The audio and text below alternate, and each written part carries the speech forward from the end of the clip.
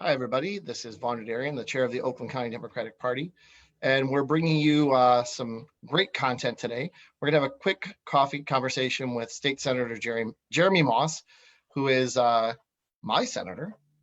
Right. I'm very proud to have him as my senator. And so I wanted to talk to you. We've been trying to have a lot of these conversations lately to give people kind of a first-person perspective on what's going on in the halls of the Capitol. Especially as we're all trying to deal with, this constantly evolving coronavirus challenge. We're now in month 4, basically, of Is that it? Yeah, month 4 of year 17. I don't know. It feels like that. So I'm going to ask really quickly. This is where I always like to start, and now it's kind of more of an interesting question. How are you doing? How's your family doing as we've been moving through this this coronavirus problem? Oh, I'm actually sharing this live right now on my Facebook page. So let me post this, and here we go. How am I doing? I'm probably doing about as well as everybody else is doing. It's been a journey. Everyone's healthy. My family is healthy. My dad was sick in the beginning of April as a physician. I know people who have been sick and recovered. I know the 9th death in Michigan of coronavirus, a family friend. We lost one of our colleagues in the state legislature who I've known for more than a decade, Isaac Robinson. I lost a childhood school teacher right at the top of this crisis. And, it's tough. And it's tough to watch people suffer through this, watch people who I serve with who have lost a lot more than me in terms of family members and relatives and friends. I think my colleague, Senator Marshall Bullock, who is a Detroit senator, who is the Black Caucus chairman, probably at the top of this crisis when we were giving statements on the floor about how we were dealing with it back home, talked about how he lost 30 people in his life. So in terms of what's all relative, yeah, I'm doing all right. But we've quickly shifted from health crisis in Michigan to political crisis, to a crisis of racial inequities, which has existed for a long time, but is of course coming to the forefront. So it's just been a lot. I will remind folks, especially for the Madison Heights resident on the other end of this line here. That's me. That's right. And all my Madison Heights constituents. My office started the year in crisis. On December 19th, green news leaked onto the expressway on 696. And that obviously made national headlines. And it was our responsibility as a state senator, and then my colleague, State Representative Jim Ellison, to manage that crisis and to find answers and to hold our federal and state environment agencies to account and figure out how did this happen. This was a site that was supposed to be monitored and cleaned up, and we had a massive town hall on this issue to get answers for our Madison Heights constituents at the beginning of February. So we managed and learned from and introduced legislation regarding that crisis. And then on March 10th, as I'm sitting at home watching the election results come in, the governor's office called me at about 10 o'clock and said, just know that we're getting up, we're going out to the emergency response area to give a press conference that the first cases of coronavirus were found in and around your district, Jeremy. So it truly, and we're all called to serve. We run for election knowing what is predictable, but knowing that a lot of it is unpredictable. So I'm here and I'm still standing, but we have been in crisis all year. From one to the next to the next. So how am I doing? That's my answer. One of the things that I've tried to point out as we've had these conversations with different electeds throughout the year is that I don't care who you are, nobody runs for office thinking that they're going to have to deal with the biggest pandemic crisis in 4 generations. Right. On top of the economic crisis, on top of actually finally having a reckoning with racial inequality. But in the middle of all of that, we just went through Pride Month. And I know this is going to sound a little weird, maybe, but Pride Month is actually one of my favorite times of year. And for my wife and I, it's become a really great part of our yearly calendar. We do Ferndale Pride, we go down and we participate in the Pride March down in Detroit.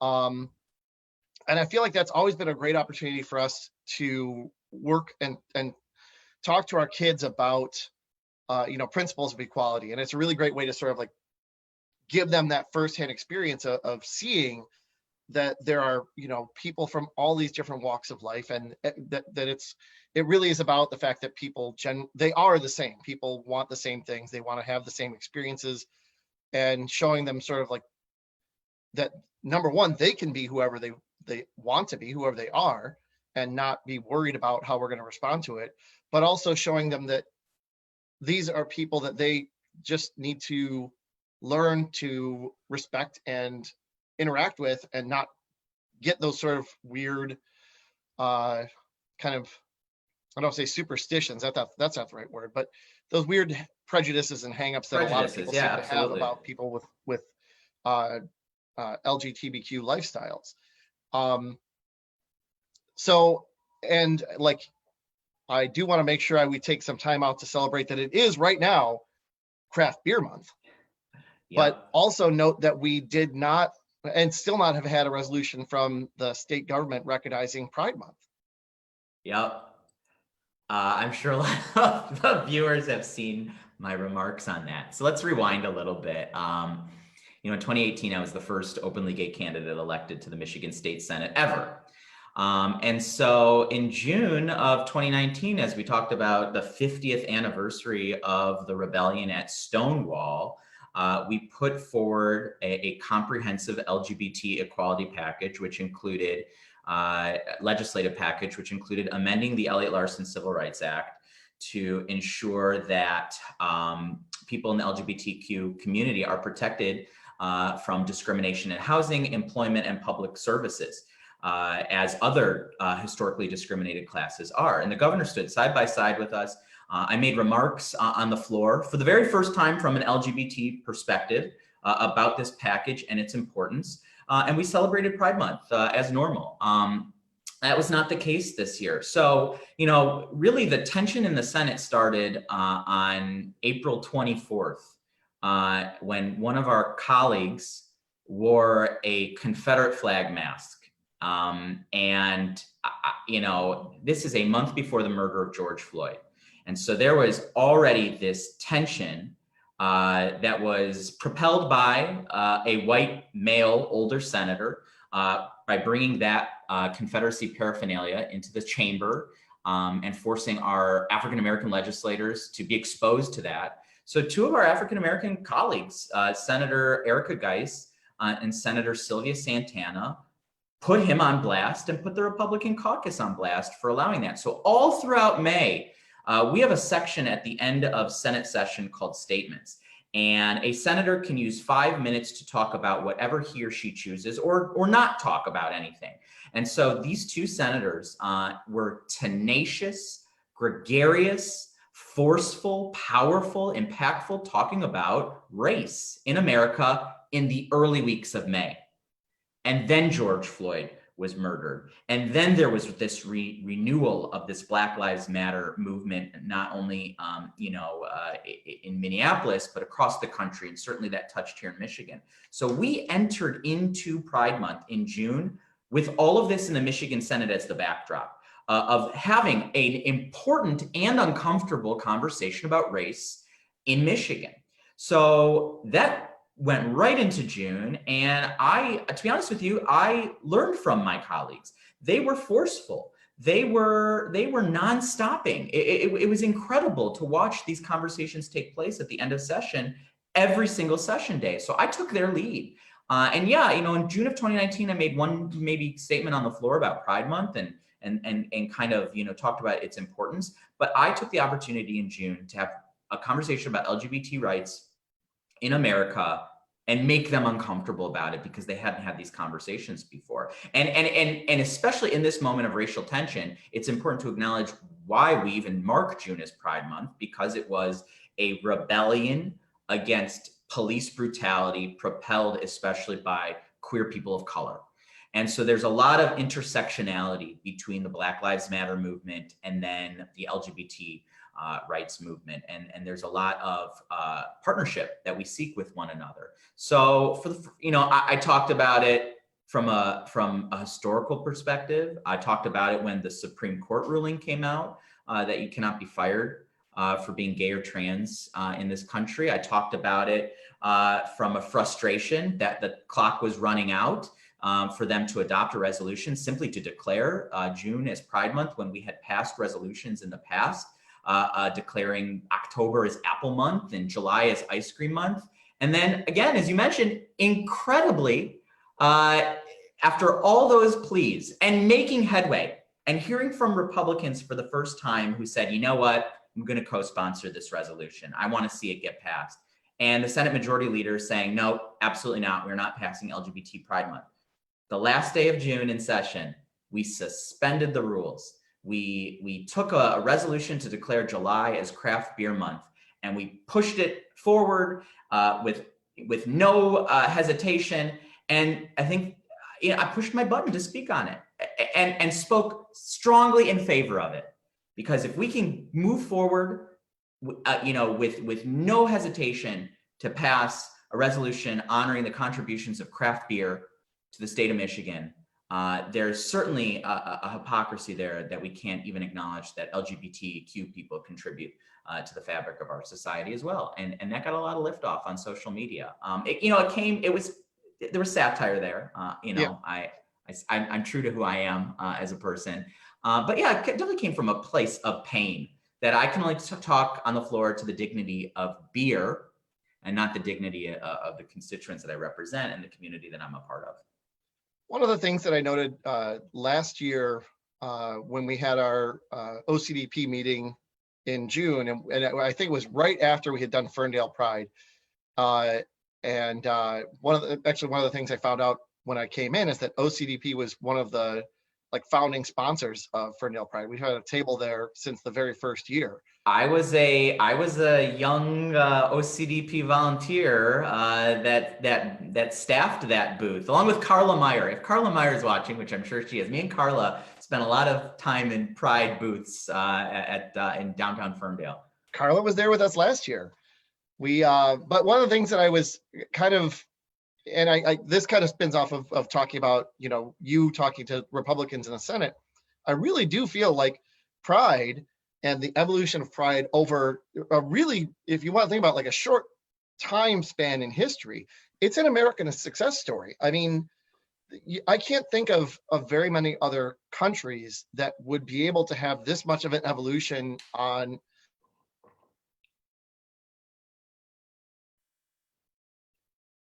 Well, I think we lost Vaughn. Something that being, taboo and unspeakable.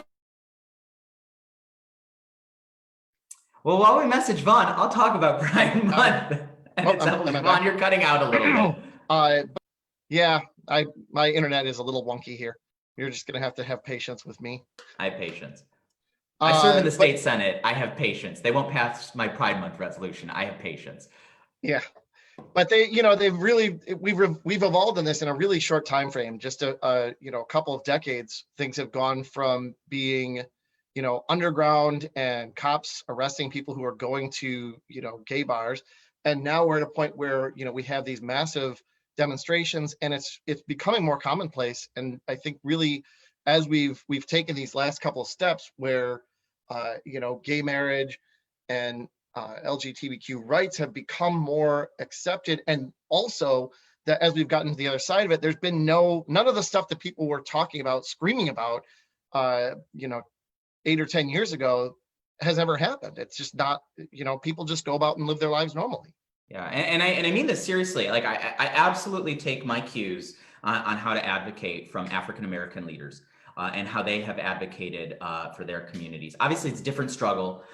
There's a lot that is not comparable between the two struggles, but certainly in terms of a community that is looking for dignity, recognition, and equal treatment under the law, I take my cues from African American leaders, but I also take cues from my African American colleagues who, again, a month before George Floyd was murdered was talking about race in America, was having these uncomfortable and needed conversations on the floor of the state Senate, and was changing hearts and minds, I believe, on the other side to look at these things a little bit differently, to understand why it is an assault to wear a Confederate flag mask inside the Senate chamber. It's an assault.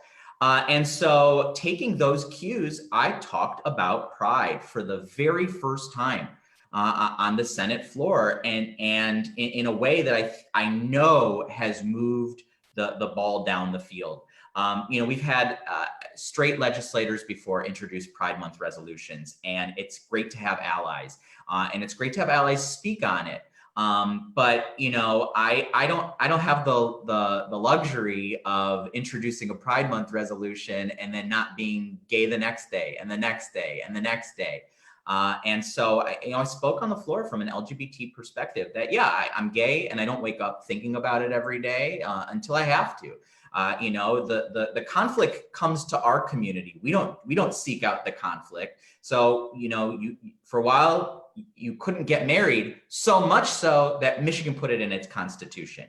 You couldn't have an easy route to adopt children, so much so that we passed a law, of course I advocated against when I was in the legislature, to make it harder for people to adopt kids. You can be discriminated in housing, you can be discriminated in employment up until a Supreme Court ruling. So the fight comes to us. I just want to exist free of controversy and conflict. And I think from that perspective, people kind of at least kind of understood, where I'm coming from with this advocacy. And so, yeah, the movement has accelerated, and we have so much further to go, but it's all doable. It's all manageable if they want it. And I think that's what the problem has been politically and racially in this country, that the majority controls so much. If the majority would just recognize that the minority, be it the minority political party, the minority racial makeup of this country, the minority in terms of LGBTQ Michiganders, I'm also the only Jewish Michigan senator. If the majority would recognize that there are afflictions that the minority goes through that we don't suffer from, but it costs us nothing to help out and resolve those afflictions, we'd be in a much better place. And so part of that is showing up and representing your minority community and having tough conversations and trying to penetrate that and make sure that people realize it costs you nothing to show compassion. It costs you nothing to help others who are struggling. You don't have to give up anything to help out others. And so those are the tough conversations we're having. Yeah, and I think that one of the things that I've seen over the past month, as we've seen the response to George Floyd's death and also Breonna Taylor's death, is a reckoning on the part of a lot of well-meaning white allies, how vast this struggle really is, and really starting to deal with some of the realities of it. And one of the things that I've tried to talk about a little bit, which is a difficult conversation, is that, here in Oakland County, we still have a lot of work to do to reckon with the fact that a lot of our communities were created in response to, white flight from the city and from the inner rig suburbs. And we have to reckon with the fact that, you look at the communities right now that do have problems with, racial discrimination in policing. A lot of those are areas, if you talk to Black people, they'll tell you exactly which cities they know not to drive through in Oakland County, in Macomb County. And those are our communities where we are the ones who can be going to city council meetings and going to our local electeds, our mayors, and talking to them about fixing and addressing these problems. But we have to do the work to stand up for that. And like you're saying, it costs nothing to be compassionate. It costs nothing to just say, hey, let's maybe not be deliberately cruel to people. Yeah, it's interesting. I saw, obviously I've seen a lot of things flying around social media that really resonate in this moment. And one of them that I've seen is Black people didn't create racism, so it's not up to Black people to solve this on their own. White people have to recognize that we have a role here too to dismantle systems that we created and take advantage from.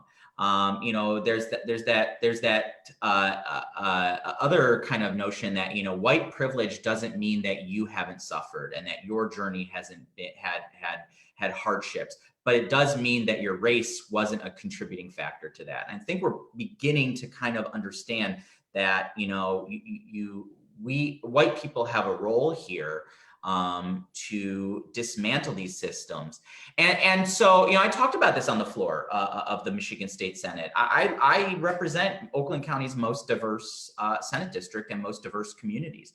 And I'm here live in my Southfield home, which is a thriving majority African-American community that elected me to the city council, that elected me to the state house, and elected me to the state senate. So I carry an African-American electorate with me to the state senate in every decision that I make. And I enjoy living in a diverse community, and I reap the rewards of living in a diverse community. It's not enough to just reap the rewards of living in a diverse community. I have to recognize that there are hardships that I don't suffer from being white. And so it's on me to take a leadership role, not only as a compassionate human being, but certainly as a state senator, to recognize what systemic racism is and dismantle systems of oppression that I don't suffer from, but people do suffer from, and I have to listen to them when they say they're suffering and I'm not. That includes inequities in education. That includes inequities in job opportunities. That includes inequities in investment in communities and things like that. That is systemic racism. Defunding communities, defunding parks and rec programming, defunding education is systemic racism because it hits minority communities the hardest and keeps them further disadvantaged from enjoying the rewards of more affluent or more Caucasian communities. And so those are conversations that are being had in the state Senate for the very first time in a very open and frank way. And if we don't learn from this moment, then shame on all of us. Yeah, one of my friends likes to kind of ask a hypothetical question, do we, meaning white Americans, do we think that Black people just don't like good schools? Like, do we think that they don't like having safe communities? Or, are we willing to admit that there are a lot of choices that go into creating those situations and creating those systematic inequities? I mean, we can even talk about in Michigan, Proposal A and the Headley Amendment, all these things that have gone into 30, 40 years now of creating systematic disparities between what people are able to do in terms of education funding. And a lot of those were set up to benefit suburban, affluent white communities. And, I know this is a really delightful conversation and it's been a lot of fun, but these are the conversations that we need to be having, and we need to be challenging, tackling these problems. And it's important, and we're having them, open and honest in the Michigan Senate too. And I mean, I'm kind of this student of history, and I certainly enjoy and take in a lot from reading political history. And Lyndon Johnson's presidency is, I think, one of the most fascinating. And one of the things he said as he pushed forward on civil rights legislation, working with Dr. King, was you cannot take a segment of the population that has suffered from centuries of enslavement and then another century of laws and policies to keep them disadvantaged, and then say one day, okay, here you go, you can compete at the starting line along with everybody else, and enjoy all the advantages that everybody else has. This is they call it the original sin of our country. Is enslavement of Black people, and it's not going to be solved, in one fell swoop, and then we can pat ourselves on the back that we did our job. But it also is going to require a lot of work, and so we have to be ready to tackle that work if we're serious about equality in this country, and ensuring that Black lives matter. It's going to take the force of centuries of enslavement on the opposite end of the spectrum. We're going to have to work quickly to contain all those equality proposals as forcefully as centuries of enslavement have impacted minority populations. Yeah, there's a really great Malcolm X quote that, if you stick a knife 9 inches into my back and then pull it out 6, that's not healing. That's not addressing the problem. I'm still suffering. I'm still in pain. Justice is, pulling the knife all the way out and then healing the wound. Right. But I want to, as we're I always like to try and keep these around a half hour. But I do want to try and address, there was at least one question in the chat. And if the people are watching right now, type some questions into the chat on Facebook, and I'd love to bounce along to Jeremy. But we had one question about marijuana revenue coming in from dispensaries and recreational dispensaries. Do you have any idea what the revenue numbers are looking like from that? I'm not sure, but I can tell you the spot that's opened up during this pandemic, I'm sure is doing real well as people have been staying home. No, I don't have the hard numbers on that. But I'm sure they're doing all right. Yeah, it's been a fun 4 months. Let's all keep that in mind. I don't question your choices, Vaughn. It's all legal now. Yeah. But I also, you're wearing a One Campaign for Michigan shirt. Sure am. So I want to pivot a little bit and talk about, you're not up for election this year, but we do have a lot of state house seats that are up for election this year. So let's talk about some of the races that you're focusing on in Oakland County. What are you looking at? Well, so, there's going to be a changeover in representation in parts of the district that I represent in the state house. I represent basically from Hagerty to DeQuinder. So that includes the 37th House district, which is an open seat because Christine Gregg is term limited. And then the 27th House district where Robert Wittenberg is term limited. I'm smiling because Robert wanted to make sure that I said his name on this Zoom. So Robert's running for county treasurer. I don't know if everybody's aware of that, but actually, hold on. So I get this piece of mail. You've asked a question. I get this piece of mail from my household or to my household for Robert Wittenberg. I have it right here.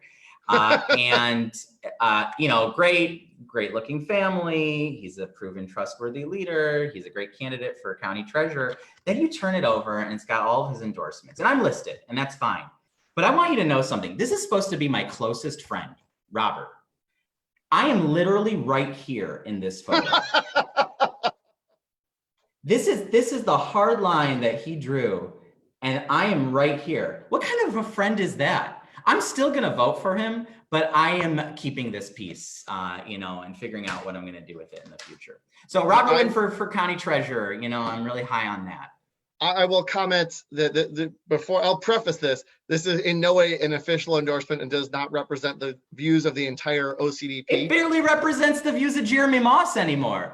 But I do love Robert. He's been, one of the people that I've enjoyed spending the time with the most. And being when I was the chair of the Southeast Oakland Dems, Robert was always at our meetings.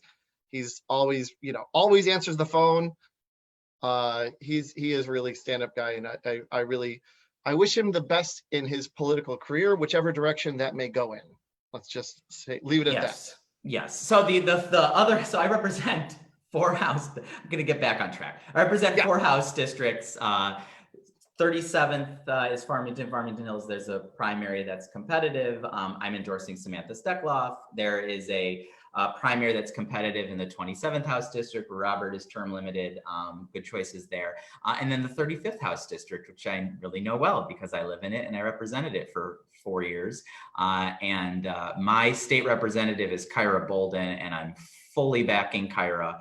And there's like a bug flying in my house. So now you're really seeing what it's like to live here.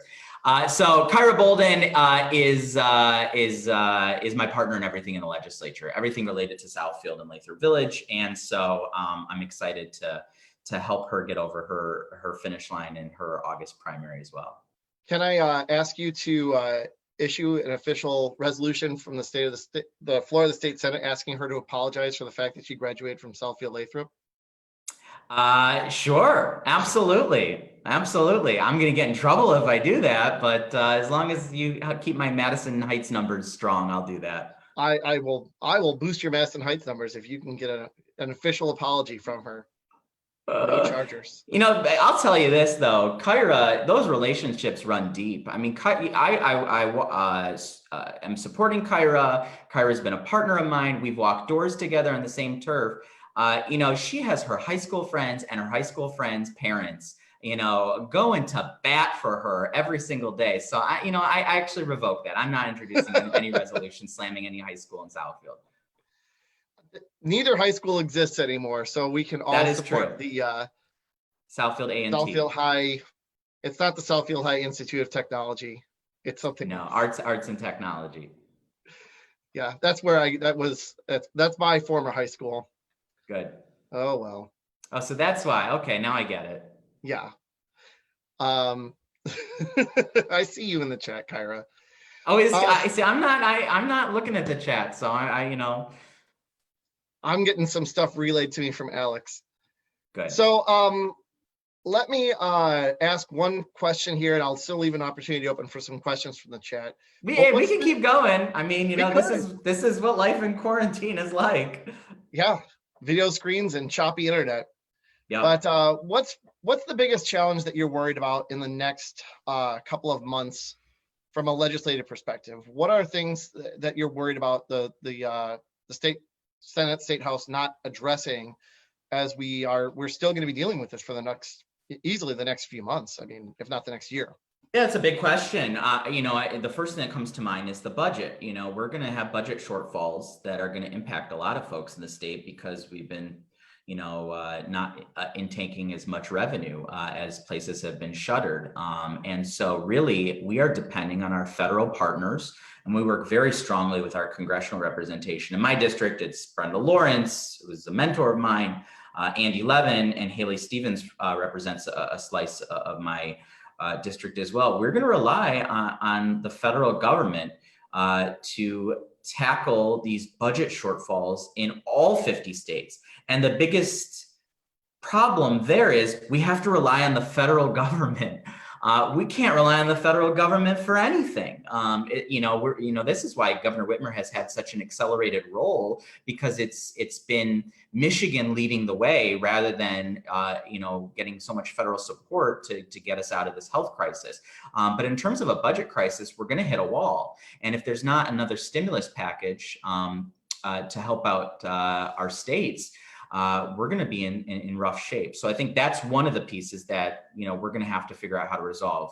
The governor and the Republican leaders came together with a short-term agreement on some targets. So it looks like this fiscal year budget will hopefully be easier, but in the next few years, we're going to have to really manage this and make sure that we're still providing essential services and that things that people rely on for government to provide are not disrupted. So that's number one. Number two is, making sure that this isn't just a moment in time that goes away, that these tough conversations on race and inequities continue, and that there doesn't have to be another George Floyd or another Breonna Taylor or another hashtag of somebody who was unjustly murdered due to their race for us to keep this moment going. And so we have passed unanimously through the state Senate police reform bill.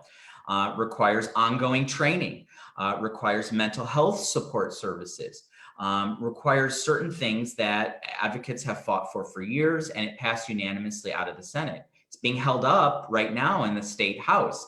And it is an important first step, but it's just a first step. And there's so much more work to be done to make sure that our communities are safe, but that our police departments are accountable for how they act within our communities. And so, we talk about gun reform, and I'm a founding member of the Gun Violence Prevention Caucus in the legislature, which Robert Wittenberg helped to establish in June of 2016. And it's always another mass shooting that propels the issues that we continue to push for.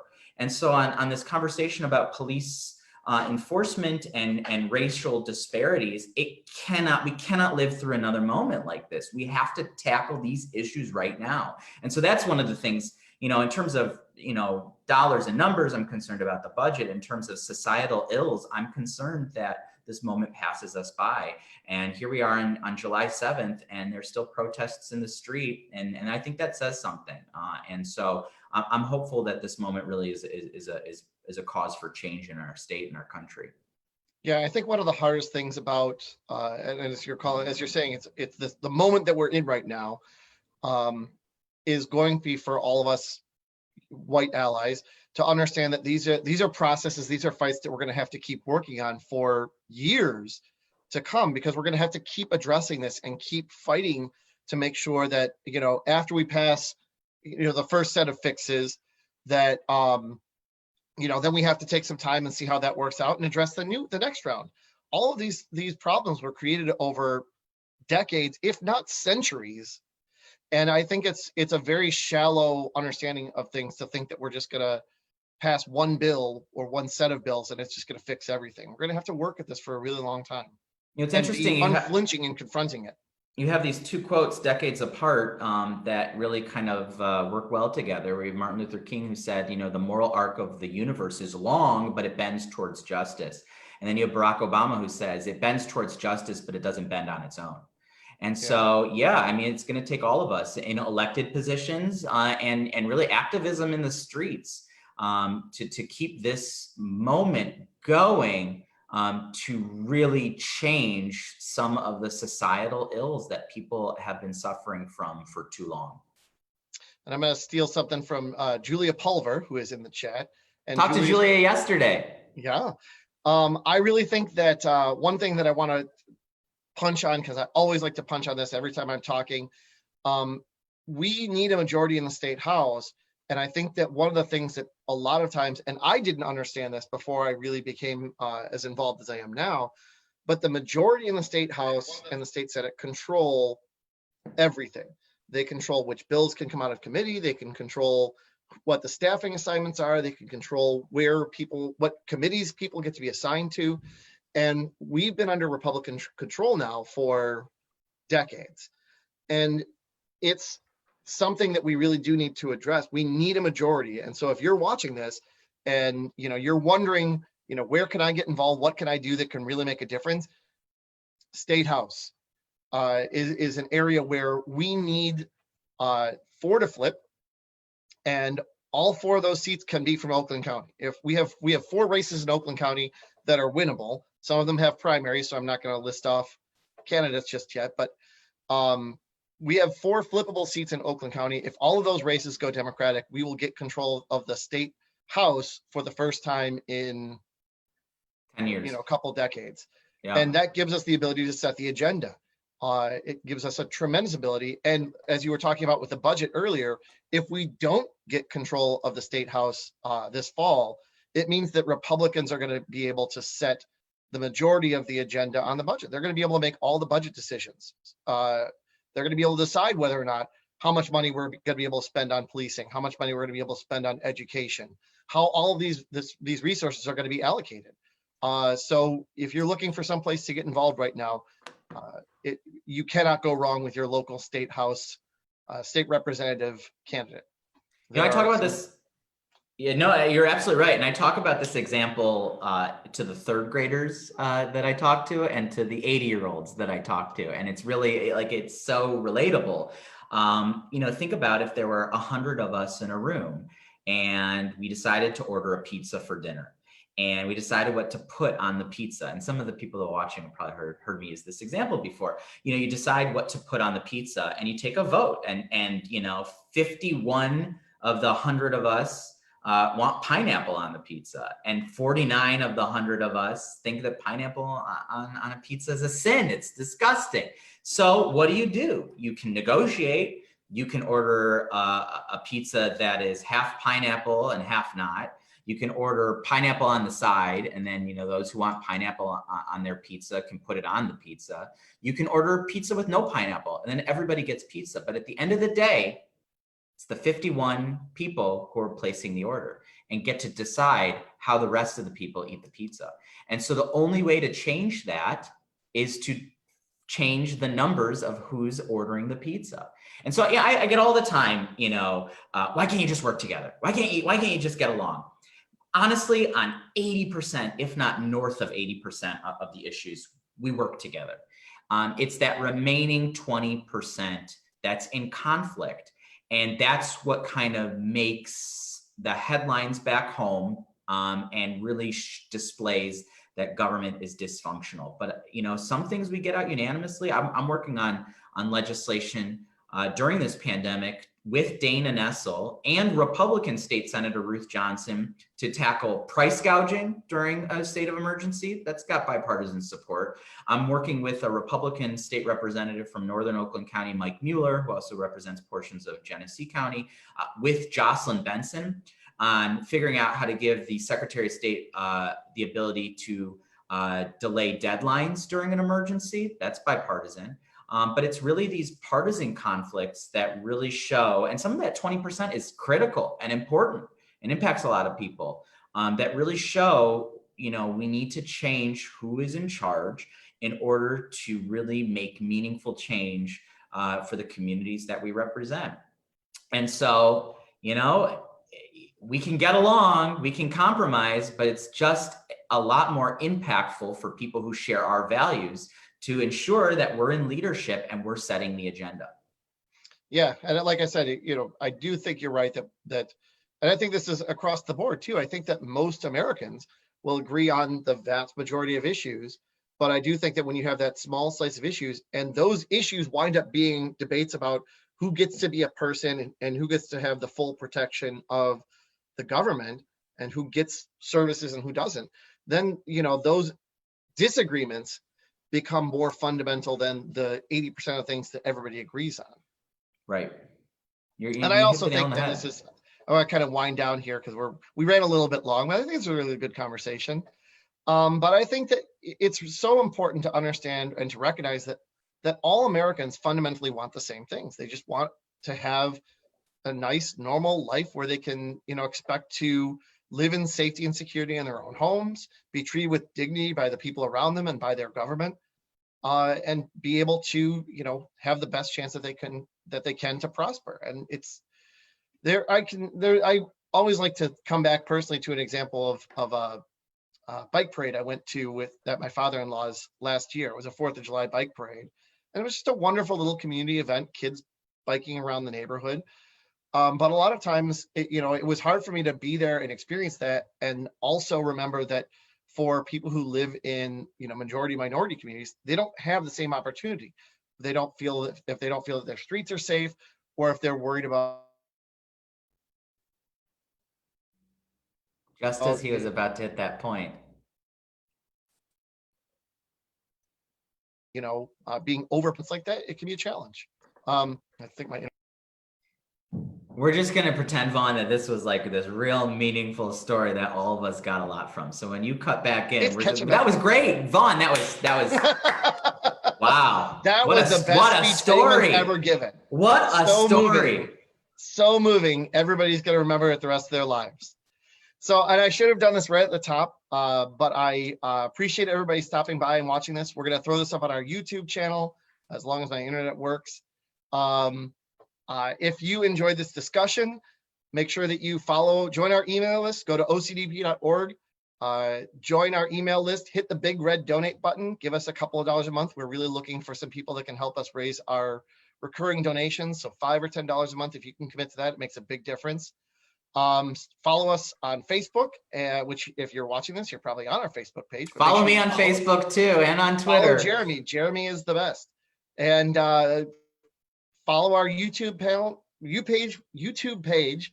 We have a bunch of good videos up there, a lot of different conversations we've had, and all of our candidate forums that we just did with our countywide Democrats who are running in primaries right now. So Jeremy, thank you again for coming out today. This was awesome. Good. I do enjoy these conversations, and I really love to get the first person perspective of what it's like to be up in Lansing and trying to work on some of these issues. Absolutely. I'll come back. We'll do this again. I would love to. You're not up for election for another couple of years. So that's right. We got plenty of time to talk. That's right. And one last look at this. I'm aggrieved. You should draw a little stick figure, Jeremy. I'm like right here. Yeah. But yeah, vote for this guy or whatever. I sympathize. I'm always the person in pictures who's just out of frame. Yep. So again, thank you very much for joining us today. Please send us a message if there's somebody that you'd like me to reach out and talk to in the community. We have a lot of great electeds, and I know that a lot of them would love to come out and have these conversations and tell you about what it's like to be working right now as we're all trying to deal with the numerous layered challenges of 2020. Please remember, if you are filling out your absentee ballot, only fill out one side or the other, preferably the Democratic side. Be aware of how much postage you're going to need to send that envelope back. Vote August 4th. Stay home, stay safe, and remember that Black Lives Matter. Thank you, everybody, and have All right. Have a great day, everybody, and we'll catch you later. a pleasant afternoon. Everybody will just have to